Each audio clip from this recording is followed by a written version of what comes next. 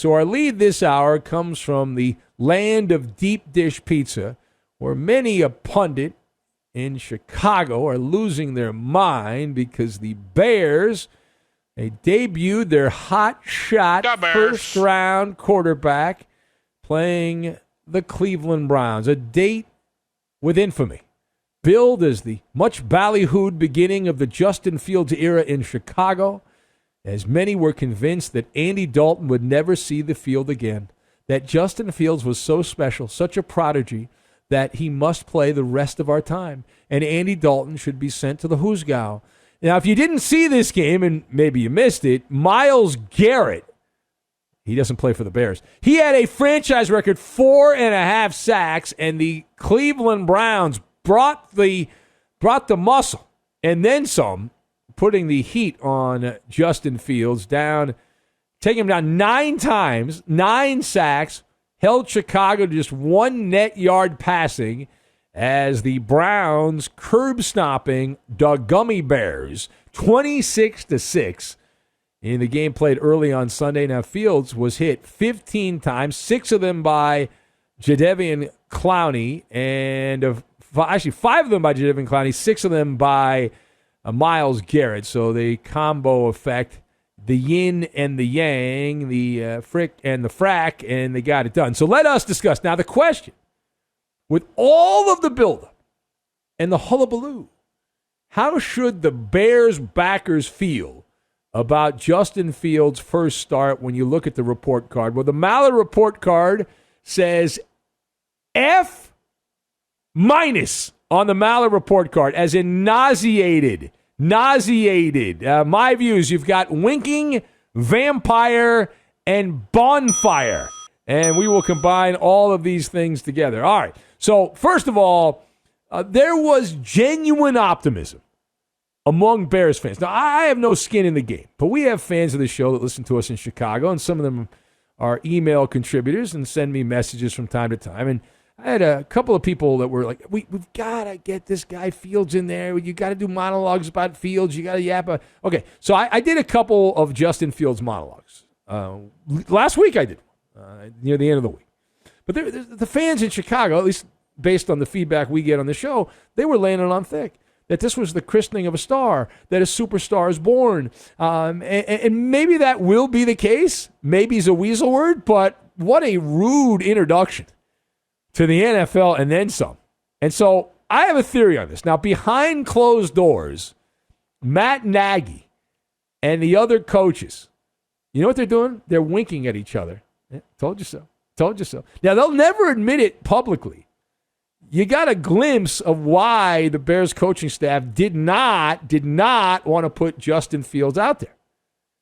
And while it sucks to lose, there is some level of satisfaction that Fields pooped the bed. Now, I'm not going full Illuminati that the game plan was designed so Justin Fields would come out and suck. There are some members of the Chicago media that have gone off the deep end and are calling for Matt Nagy to be fired, one in particular, because of the game plan. See, my theory is a little different. My hypothesis on the Bears game is that Matt Nagy, whatever he called, he knew, other than a handoff, was going to be problematic for Justin Fields. And so it's one of those things. It's the lowest common denominator of offensive football. And Fields just not ready. He's just not ready. And it's like sometimes you go to the store and you buy a dish, and you buy a fruit at the store, and sometimes it has to ripen. And that is the case here with Justin Fields. But my goodness, man, this is the kind of start. It reminds you of, it was so bad, historically bad, you flash back to some of the worst of all time. I saw Jared Goff, who was horrifically bad at the beginning of his career with the Rams. Jamarcus Russell comes to mind. Dwayne Haskins with Washington also, more recently. I mean, my goodness. Now, secondly, if you look at the big picture here, right, the tale of the hotshot rookie not ready for prime time, we've seen this story before. But it's even bigger than that. Justin Fields played like a vampire. I call him the vampire because exposed to sunlight, not ready for a 1 p.m. kickoff. Whoo, man. It's like what happens with a vampire when they see sunlight. It's not good. Fortunately, there was no garlic on the sidelines. Maybe there was in the pregame meal. Now, we expected there to be some bumps in the road. But even with our very low expectations for Justin Fields, this was craptastic. It's appropriate that he was playing the Browns because this was craptastic. Justin Fields performed. He performed like a guy who had won a season ticket raffle. You know, they have those contests. You can be a quarterback of the Chicago Bears. You want to play quarterback for the Bears? Come on down, right? Did he practice? Very confident, very cocky. Justin Fields, he said all the right things. We played some of the sound from his news conference before he was fed to the Cleveland Browns. He appeared very confident. But when we watched him play, it looked like he had never played quarterback before. It was historically bad. In fact, for context, just to tell you I'm not blowing smoke here, Justin Fields is the first quarterback since the merger, that's 50-plus years, to be sacked at least 9 times and throw for fewer than 100 yards in his first career start.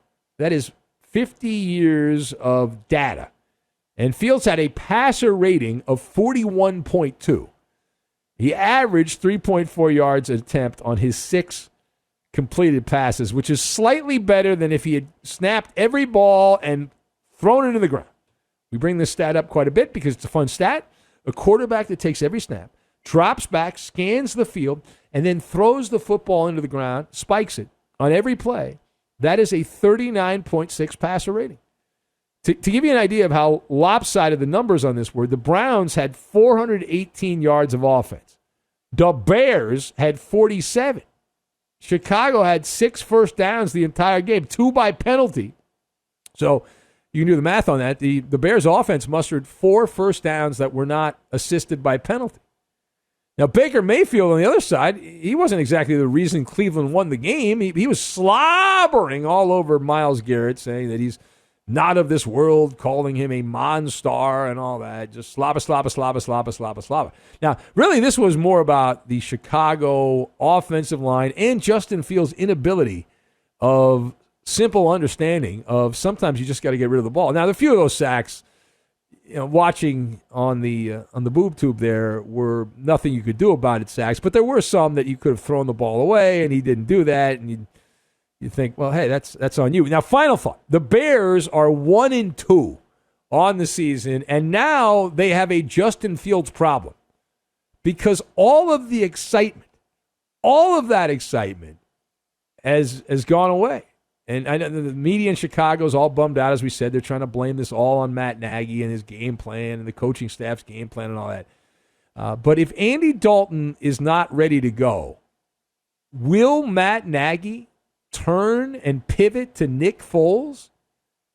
Is that going to happen? Nick Foles was on the sidelines. He was the backup quarterback with Dalton unavailable. So would the Bears go to Nick Foles? I'm shaking my head no. You don't completely give up on a historically bad game. And the good news is right around the corner. What I would do is hold a therapeutic bonfire. Burn, baby, burn. Torch the video, the uniforms, the helmets, the shoulder pads, the jock straps, all that. But the Bears will be back at Soldier Field next week, and they have a possible cupcake. At least it should be a cupcake. If the Bears are an average team and the Lions are one of the worst teams in the NFL, a lot of frosting on that Detroit Lions defense. So if you're swimming against the tide against the Lions, and if the Lions get you, if you can't outperform Jared Goff and at least look like you know a little bit how to play quarterback and not that you won a Make-A-Wish contest to play quarterback, then we can revisit this. But you gotta give another opportunity.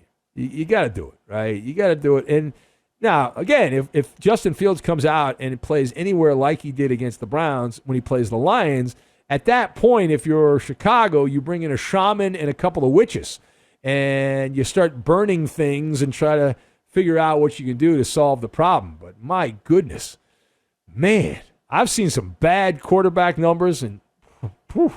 All right, anyway, here is Justin Fields, the man of the hour, who just set offensive football back to the Bronze Age. Here's Justin Fields talking about the media attention, the negative media attention that he is going to get now. Because at the end of the day, those people don't matter. When it comes to wins and losses, they're not helping us win. They're not helping us lose. So they can really say whatever they want. Okay, good. So we'll rip you then. Yes. All right, we'll take shots at you. See, the media doesn't help you win or lose, but it does ruin your day. It can ruin your day. Here's more from Justin Fields, and he is ready to bounce back. I'm not used to this, so I don't like feeling like this. Just me not wanting to feel like this, and literally while I'm saying this, I'm getting goosebumps because I just don't like feeling like this. So I'm just gonna get back and I'm gonna work. That's it. Shouldn't you have done that before the game? Wouldn't that have been something you might have wanted to do? I'm just saying. I mean, like possibly before the game, so that didn't happen. All right, now Matt Nagy, the man of the hour, the Chicago media had built up Justin Fields as the archangel of the NFL, so now they have to put Nagy as the devil incarnate because he's the coach that started Fields and screwed up. Anyway, here's Matt Nagy, the question of the hour. What are you going to do with Justin Fields going forward?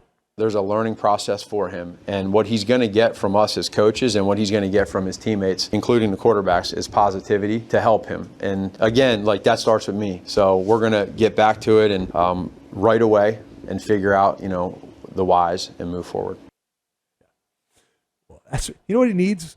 To know when to throw the ball away. That's what he needs. And also, my God, he needs everything. The guy was terrible. All right, here's more from Matt Nagy.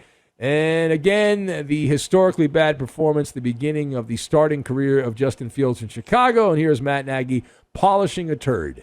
This is not how we wanted it to go. You almost can't even make it up. It's that bad. But we got to get to the film, and we got to make sure that we're hard on ourselves and we understand the whys and really just go from there.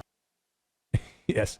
Watch the film over and over again. Get some buttered popcorn, some candy, and have a fine time. Have a wonderful time.